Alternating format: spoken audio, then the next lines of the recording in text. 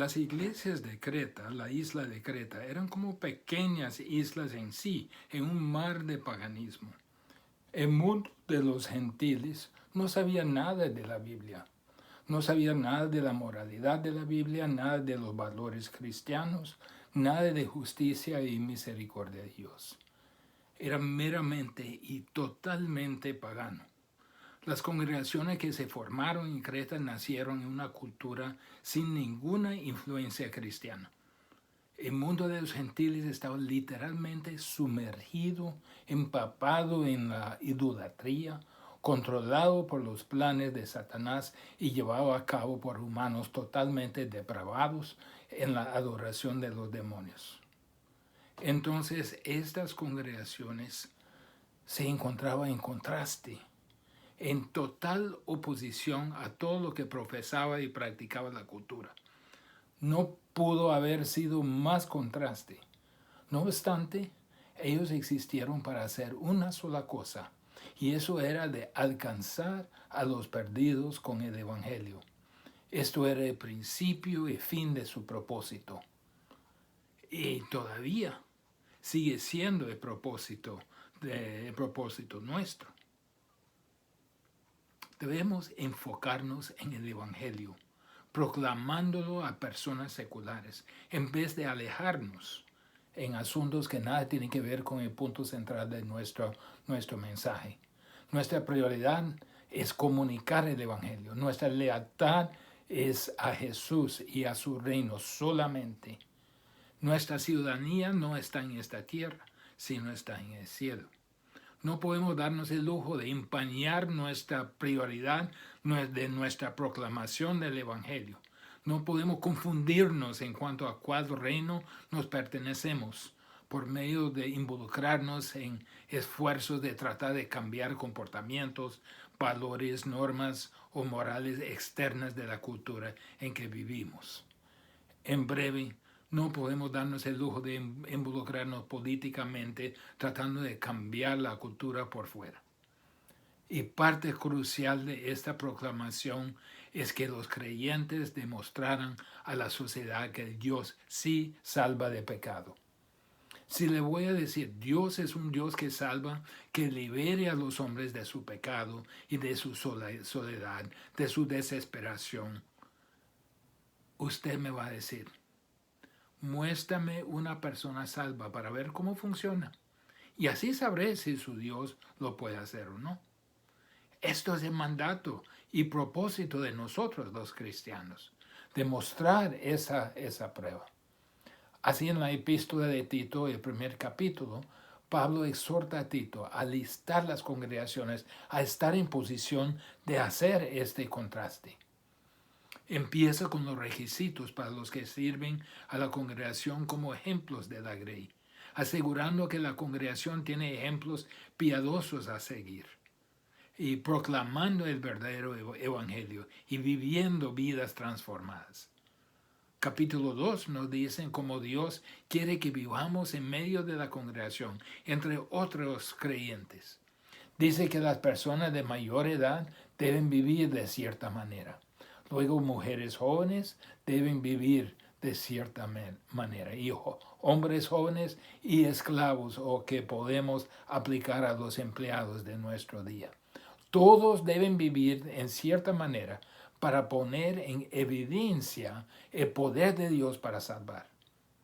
A vivir vidas piadosas en la congregación, vidas que son todo lo que Dios quiere que sea. El mundo observa vidas transformadas. Dios quiere poner en exhibición su poder para salvar. Y por eso nos ha redimido para que otros puedan ver cómo es una vida transformada. Luego en capítulo 3 enfatiza que no solo es importante cómo vive entre los hermanos, sino también cómo vive en el mundo. En la sociedad y en la cultura debemos vivir así para que vean su vida transformada, no solo en cuanto a cómo trata a otros creyentes, sino también cómo vive en la sociedad misma. Y la última vez vimos una de 4 realidades de un testimonio eficaz en el mundo. ¿Se acuerdan?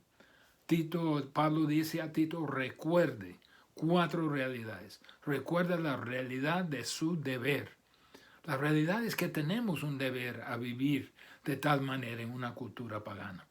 Esta es una realidad, no solo una opción para nuestra vida.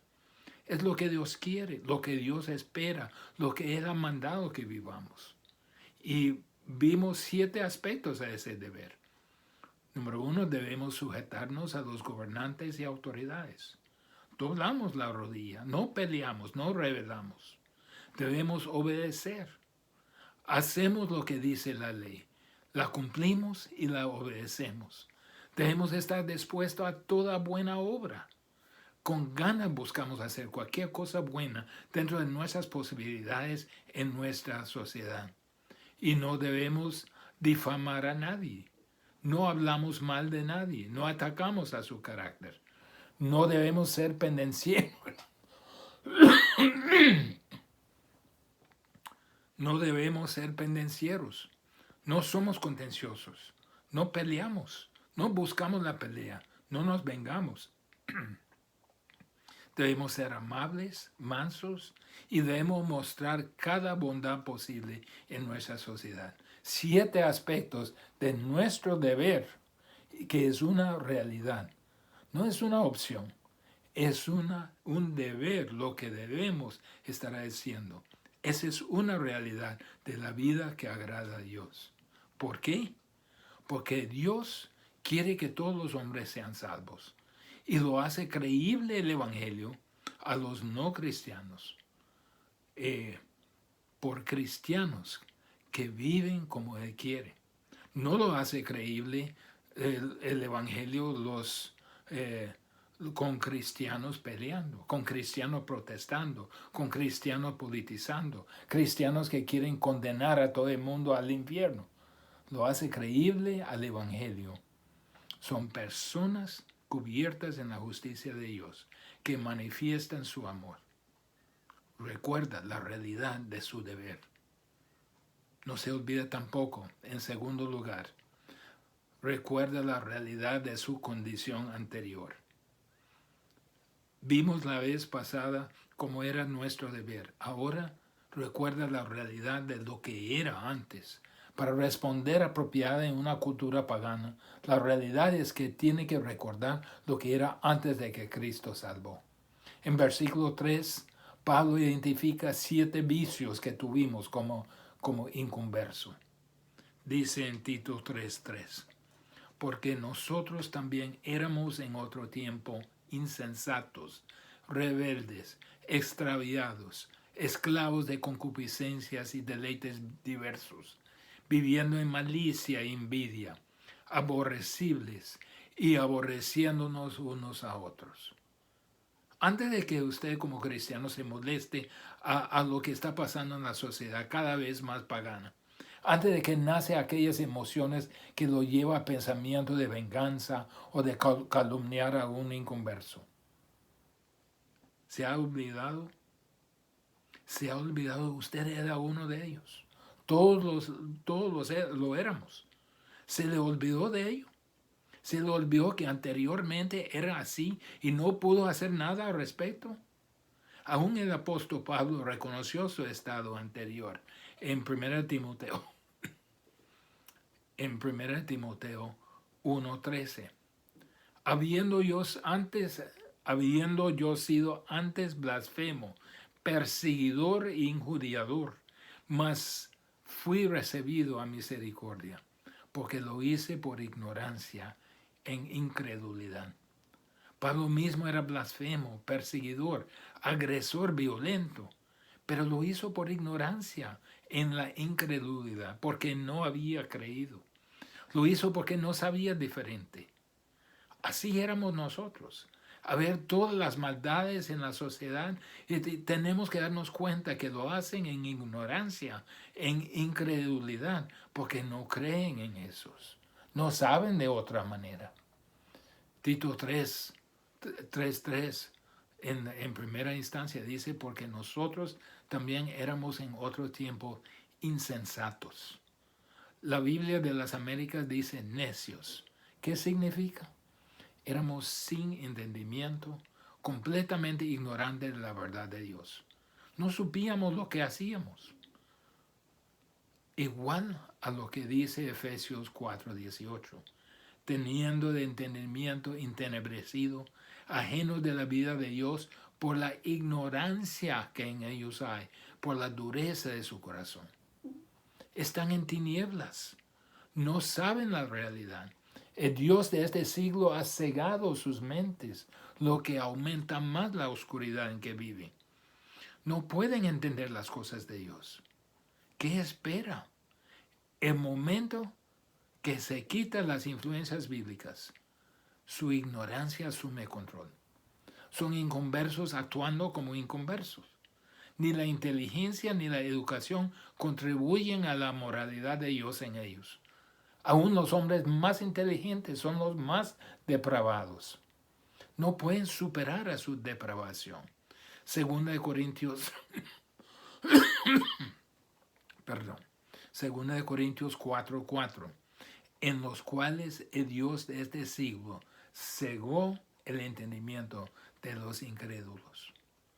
Entonces, el primer vicio es que éramos insensatos. Segundo, Tito 3:3b, porque nosotros también éramos en otro tiempo rebeldes. La Biblia de las Américas dice desobedientes. ¿Desobedientes y rebeldes a quién? ¿A Dios? Por supuesto. Y también a toda autoridad instituida por Dios. La rebeldía está arraigada en el corazón del hombre. Está amarrado a su depravación. Cuando Dios no esté, el Espíritu no está presente para restringirla y la descontrolada resistencia a la verdad y a la virtud va de mal en peor. Y esto es la depravación haciendo lo que hace la depravación.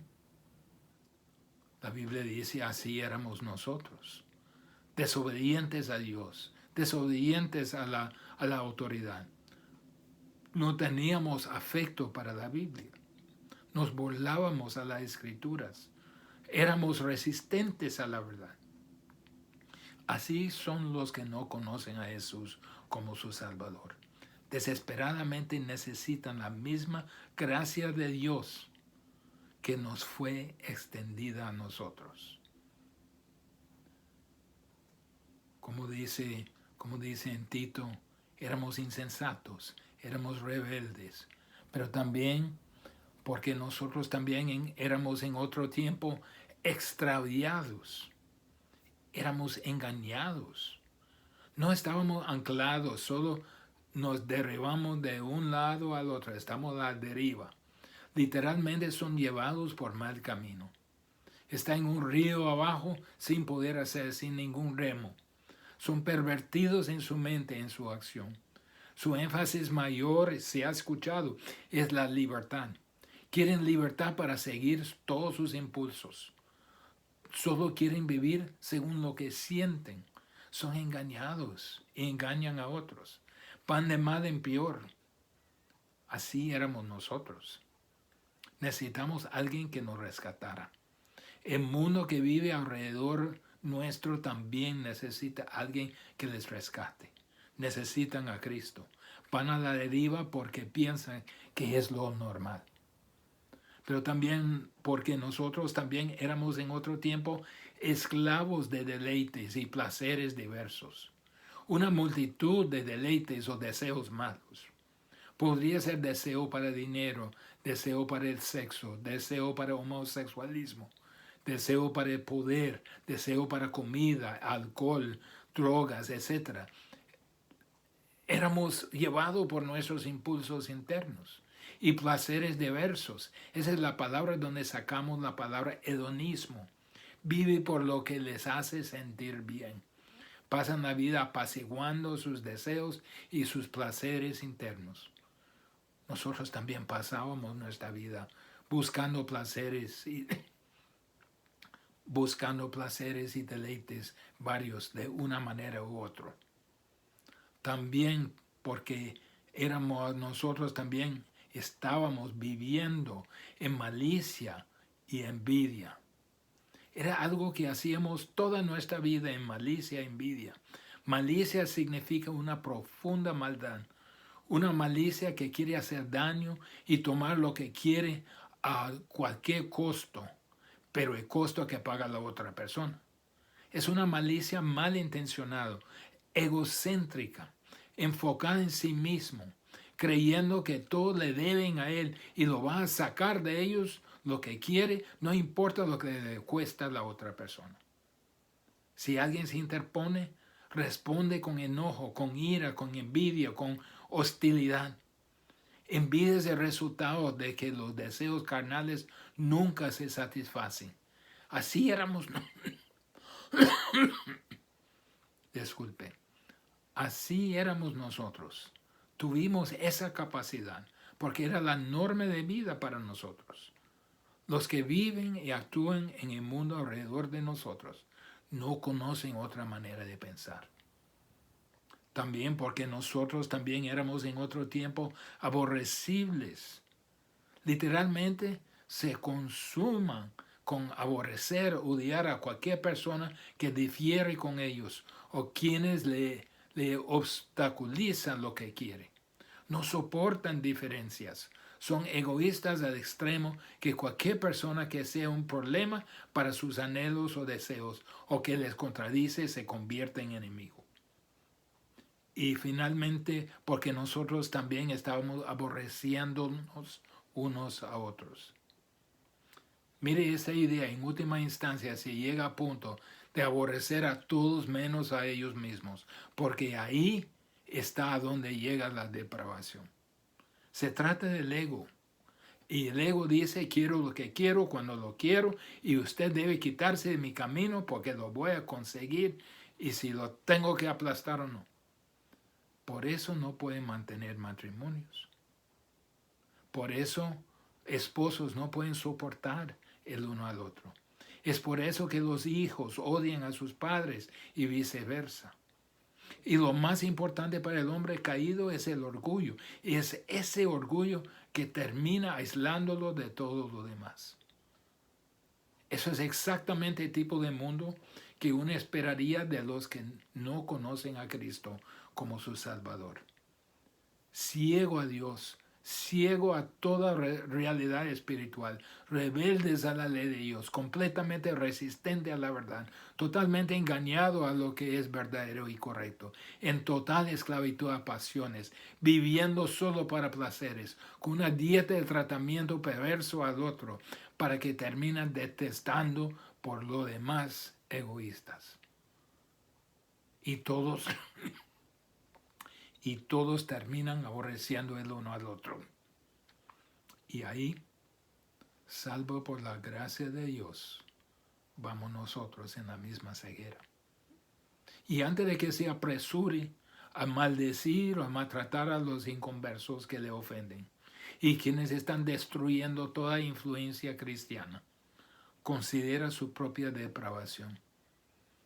Así éramos nosotros antes de que Cristo nos salvó. No éramos diferentes de ellos. Es de esperar que ocurra esto. Entonces tiene que verlos como Jesús los vio y verlo tristemente camino al infierno, incapaces de hacer algo diferente de lo que ya están haciendo. Y sí, Dios lo va a condenar y los castigará en el eterno infierno si no se arrepiente y creen en Él. Pero no podemos odiar la misma cultura que Dios nos ha llamado a alcanzar. Si Jesús podía sentirse triste y mirar sobre Jerusalén y llorar por su apostasía, no podemos nosotros mirar a nuestra nación y llorar. Recuerde su deber, dice. Recuerde su condición anterior. En tercer lugar, recuerda la realidad de su salvación. Tito 3, 4 a 7. Veamos. Pero cuando se manifestó la bondad de Dios, nuestro Salvador, y su amor para con los hombres, nos salvó, no por obras de justicia que nosotros hubiéramos hecho, sino por su misericordia, por el lavamiento de la regeneración y por la renovación en el Espíritu Santo, el cual derramó en nosotros abundantemente por Jesucristo nuestro Salvador, para que justificados por su gracia viniésemos a ser herederos conforme a la esperanza de la vida eterna. Pablo dice, recuerde no solo su deber, no solo su condición anterior, pero recuerde su maravillosa salvación. ¿No se da cuenta de todo lo que Dios hizo por usted en su salvación? ¿No se da cuenta que perdón. ¿No se da cuenta que la única razón que usted no es uno de ellos, camino al infierno, fue por la gracia de Dios? Recuérdalo. Miren los 7 aspectos de su salvación que hizo Dios por usted. Eso no es un sueño, es una realidad. Dios hizo en usted una transformación radical. Miren, la única razón que usted es salvo es por el amor y bondad de Jesús, de Dios en la persona de Jesucristo. Mire lo que dice en Tito 3:4. Pero cuando se manifestó la bondad de Dios, nuestro Salvador, y su amor para con los hombres, vino a este mundo oscuro, perdido, manifestando su amor y bondad en la encarnación de su Hijo, en la persona de su Hijo Jesús. Dios bajó y nos rescató. Salvación está arraigada en el amor de Dios. Efesios 2:4. Pero Dios, que es rico en misericordia, por su gran amor con que nos amó. Esa es la razón por que nos dio Cristo. Nuestra salvación reside en la bondad y amor de Dios. Después, en Tito 5, las primeras 2 palabras, nos salvó. Un aspecto de nuestra salvación es que la salvación se inició por Dios. Dios tomó la iniciativa. Dios tomó la iniciativa. Porque nosotros, perdón, Dios tomó la iniciativa porque nosotros no pudimos. Esa es la realidad. Toda la salvación es de Él. Entonces vemos que la bondad y el amor de Dios inició la salvación, nos salvó. En el resto de Tito 5 nos salvó no por obras de justicia que nosotros hubiéramos hecho, sino por su misericordia. Sino por su misericordia. No merecemos nuestra salvación. No merecemos nuestra transformación. Nuestra liberación de pecado y muerte se basó solamente en el amor y bondad de Dios. Nada en nosotros era digno. Nada. No hicimos ninguna contribución a la obra de salvación. Dios nos vio con compasión, con amor y con misericordia y nos salvó. Merecíamos su ira, pero recibimos perdón. Somos indignos y recibimos lo que no ganamos. La única razón que ha sido salvo es porque Dios es misericordioso. Luego dice en la segunda parte de Tito 3:5, nos salvó por el lavamiento de la regeneración. Él nos regeneró, como dice en 2 Corintios 5:17, de modo que si alguno está en Cristo, nueva criatura es. Las cosas viejas pasaron. He aquí todos son hechas nuevas. Nos regeneró. También en el mismo versículo nos salvó por la renovación en el Espíritu Santo. Salimos de esa experiencia de salvación con una vida nueva, ahora viviendo nuestra vida en un plano totalmente diferente. Nos dio una nueva naturaleza, nos dio su Espíritu que ahora mora en nosotros. Y nos salvó en la última parte para que justificados por su gracia. Me gusta esa palabra, justificados por su gracia. Siendo culpable, Dios nos declaró justos, basado en la sentencia, la paga que fue paga por Jesús en la cruz. Dios mantuvo su perfecta justicia. Su justicia se satisfizo con el sacrificio perfecto de Cristo. Romanos 4:25 dice, el cual fue entregado por nuestras transgresiones y resucitado por nuestra justificación. Y nos salvó para que viniésemos a ser herederos conforme a la esperanza de la vida eterna. Nos dio una herencia eterna, incorruptible, inmarcesible. La única razón que usted es un heredero, la única razón que tiene esperanza de vida eterna es porque Dios le salvó, le justificó, lo reconcilió con Dios. Mire, la única razón que somos diferentes que la sociedad corrupta alrededor de nosotros es porque Dios nos salvó. Tenemos que darnos cuenta que ellos son lo que son porque Dios no les ha salvado. Y yo, por la gracia de Dios, soy lo que soy en Cristo Jesús porque Dios me salvó. Esta tiene que ser nuestra perspectiva. ¿Cómo podemos aborrecer a aquellas personas que nunca han conocido la misericordia de Dios? ¿No puede usted sentir la misma compasión que Dios sintió hacia usted? Entonces, ¿cómo debemos vivir en una sociedad pagana? Debemos recordar la realidad de nuestro deber. Debemos recordar la realidad de nuestra condición anterior. Nos ayuda a entender que actúan así porque es la única manera que pueden actuar. Debemos recordar la realidad de nuestra salvación, que solo por la gracia, amor y misericordia de Dios nos salvó, nos hizo diferente a ellos. Pero en último lugar, en versículo 8 de Tito 3, recuerda la realidad de su misión. Palabra fiel es esta. En estas cosas quiere que insistas con firmeza para que los que creen en Dios procuren ocuparse en buenas obras. Estas cosas son buenas y útiles a los hombres. Hoy vemos entre muchos creyentes y congregaciones una teología de yo. Todo ocurre a mí y ocurre para mi beneficio. Es todo lo que me ocupa. Solo tengo la obligación de gozarme en lo que Dios hizo por mí, dice. No siento ninguna obligación hacia otros. Mi salvación es para mí. Pero Dios no nos salvó para ser sus trofeos. Nos salvó para sentarse y no nos salvó para sentarse y solo reflexionar en lo que hizo por ellos. Él nos ha dado una misión. Nos salvó para proclamar. Esa es una realidad. Ese es un hecho. No lo olvide. Palabra fiel es esta.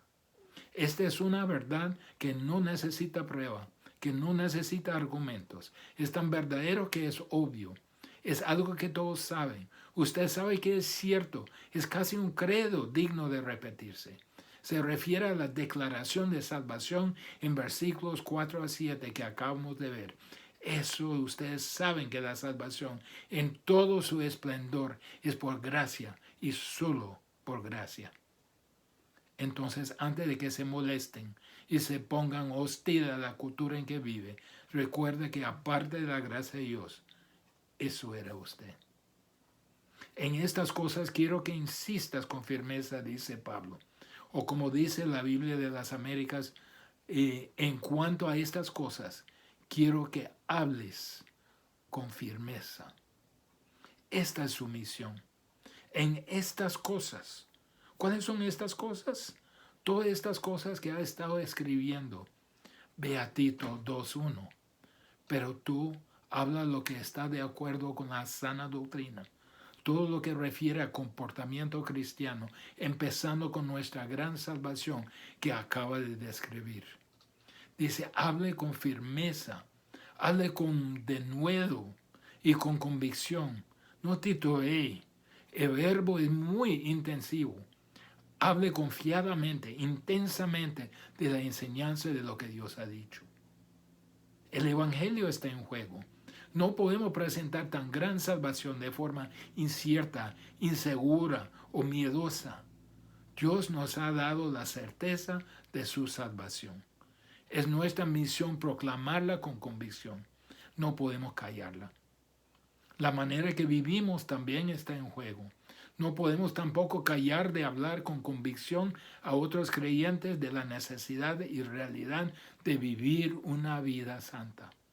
Cristianos necesitan estar constantemente exhortados a vivir vidas que demuestran el poder transformador de Dios. ¿Para qué? Para que los que creen en Dios procuran ocuparse en buenas obras. El propósito de hablar con firmeza y hablar intensamente se dirige a los que creen en Dios. Son los que creen a Dios por su palabra. Es mejor traducido, no creen en Dios, sino que creen a Dios. Esa es la definición de un creyente. Fíjese que debe decir cree a Dios. Cualquiera puede creer en Dios, en la existencia de Dios. Este pasaje está dirigido a los que toman en serio la palabra de Dios, los que creen a Dios cuando habla. Puede hablarles con firmeza porque lo tomarán en serio y harán algo al respecto. Procuren ocuparse en buenas obras, dice. Hacer lo que es excelente, lo que glorifica a Dios, lo que demuestra vidas transformadas. Ellos darán mucha atención cuidadosa, pensativa y devota al asunto de su vida espiritual. Eso es característica de personas que toman muy en serio a Dios. Porque estas cosas son buenas y útiles a los hombres. Estas cosas, buenas obras, contribuyen a la salvación de personas sin Cristo porque demuestran vidas verdaderas transformadas que se ajuntan a la proclamación de la salvación. Tenemos un gran reto en el entorno en que vivimos. La nación, cual sea en que vive usted, se torna cada vez más pagano. Y en muchos casos el cuerpo de Cristo va por estrategias erróneas para alcanzar a los perdidos. Algunos cristianos tratan de impactar por fuera a la cultura por medios políticos.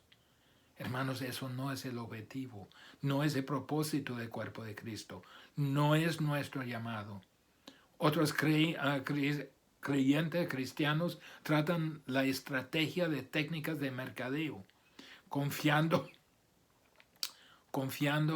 en esas novedosas estrategias para lograr que la gente se salva. Convierten los templos en centros de entretenimiento para inconversos esperando que se enamoran de ello y se contentan a grado que deciden, qué bueno, voy a hacerme cristiano. Hermanos, eso no es el camino bíblico.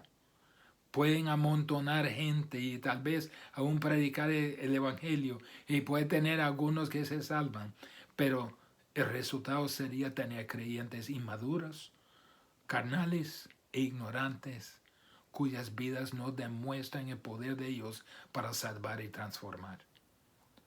Cuando los creyentes hablan con denuedo respecto a la salvación, junto con una santidad en su vida, lo que toman en serio de la palabra de Dios van a procurar ocuparse en buenas obras, las cuales serán buenas y útiles para el mundo que los observa. Esta es nuestra misión. No podemos No podemos sentarnos y ser tristes, aislados por lo que está pasando en la cultura. Tampoco podemos ser hostiles y reaccionarios. No solo tenemos que orar por ellos, debemos proclamarles el evangelio, sino también mostrarles con la compasión y el amor de ellos, mostrarles en nuestras vidas el poder para salvar. Creyentes no tienen que hacerse más como el mundo. Deberían ser totalmente y distintivamente el cuerpo de Cristo para que haya una diferencia tan obvia que el mundo la puede ver claramente. La tragedia es que muchas congregaciones hacen lo opuesto, pero nosotros tenemos un mandato, tenemos una misión. No podemos cambiar nuestro entorno, pero sí podemos ser lo que Dios quiere que seamos aquí en esta tierra. Él nos usará conforme a su voluntad para traer otros a la justicia de Cristo. Recuerde su deber, recuerde su condición anterior, recuerde su gran salvación y recuerde su misión. Dios, ayúdanos a ser fiel a lo que tú quieres que seamos, que crezcamos, que tomemos tu palabra en serio y que actuamos basado en ella.